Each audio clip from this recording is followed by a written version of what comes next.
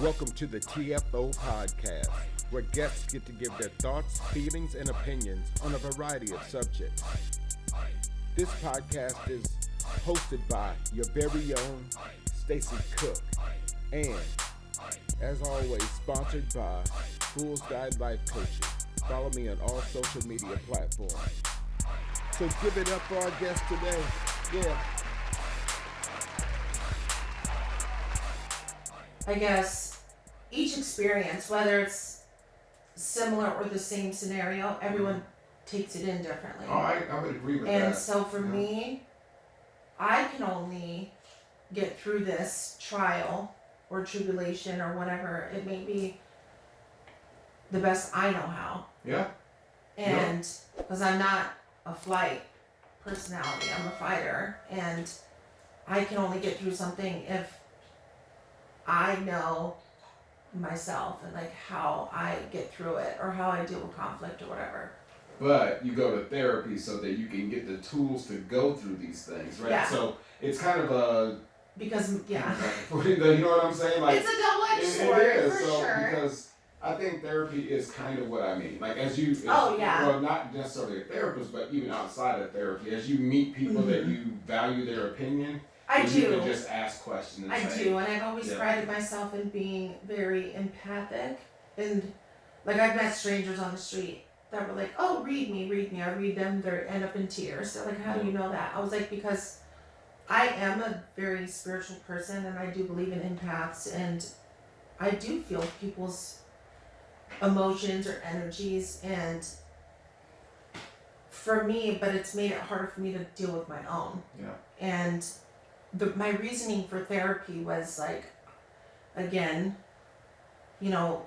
at some point in my life I decided to write my own story, but the story I wanted to write, I wasn't in that place mentally where I could write the story I wanted to write because I was in so much pain. Yeah. So much pain. And I knew if I didn't go to therapy, and my only intention for therapy was to heal myself within so I can love myself and break the cycles. Like I've seen so many generations on the maternal side of my family where it's just one after another. Yeah. And I don't want to be like that. I don't. I want to be, not that I care if people see me the way that I see me, but I do want to present myself to the world the way that I know who I am. Yeah. And I think for the first time in 26 years of my life, I can finally confidently say that. Good, and I think that was a good lead into. I always go deep. No, because I take detours and U-turns. I get a question often, like, what is a life coach? Like, what is it? And so, as we talk about therapy, a therapist is somebody that kind of looks at your past and helps you work through some of those things. And a life coach has said, okay, now that we've gotten to this point, how do we move forward? Let's take some forward steps, right? So I've always thought that's like my next step. Like once I heal, I definitely, especially like mental health is such a big thing. Like we can, like today, for example, even like I would say consistently this past week, I've been good. Yeah. But I do struggle with mental health, and I'm not shy about it. I don't like hide it, and everyone does.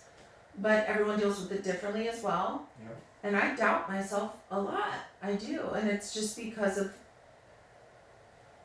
self-inflicted a lot, but also when you've known just one thing, and that's just like toxic, sociopathic, and narcissistic behaviors your whole life. Nobody in specific. Right. But when that's all you know, that's all you know. You're right. But I started to see where it was getting me in my life.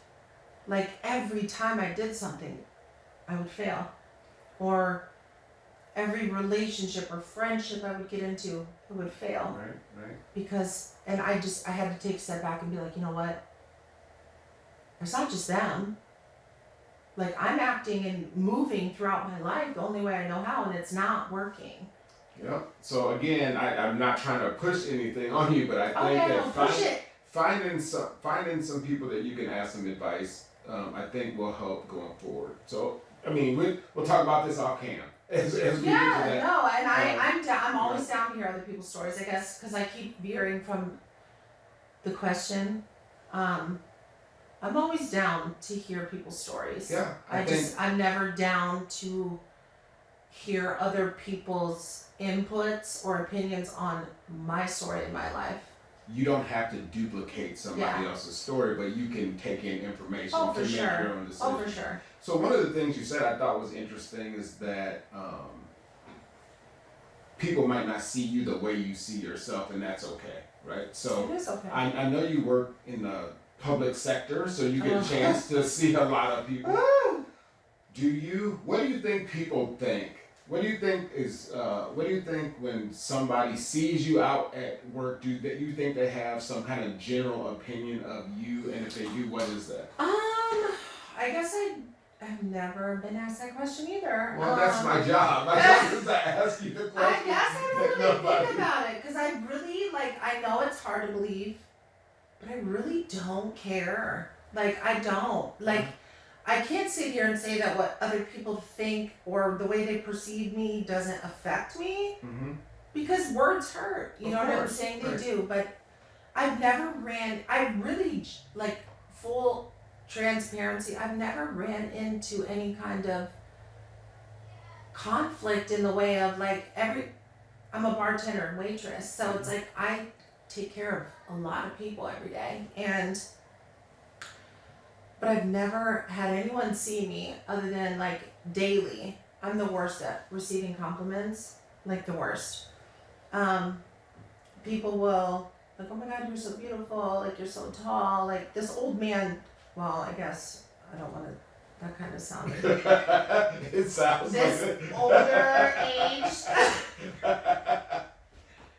this older aged gentleman, I should say, we can cut that out. Came up to me just the other day at work, and I was behind the bar, and there was a bunch of people around, and he stopped everything and was just hey. And I just I didn't know if he was talking to me or talking to the other bartender that was with me. He was not only are you tall, but you are the most beautiful woman I've ever seen. And of course, he's older, whatever. Not that matters, but in the moment though, it was like a busy Wednesday night or whatever. And in the moment I was oh my God, but of course I deflect compliments and I was oh thanks, I'll go ahead and let my plastic surgeon know. That was my response. Really? Instead of saying thank you, I said, oh, I'll make sure to thank my plastic surgeon, instead of taking that compliment. And letting that help me feel good or whatever, because compliments do make us feel good. Yeah. I deflected the compliment. I did. I tend to do that a lot. So you talked about getting work done and I'm down. I'm all the way down. Let's get it. Let's Y'all talk want to know. We do want to know. I'm a huge The world wants advocate. to know.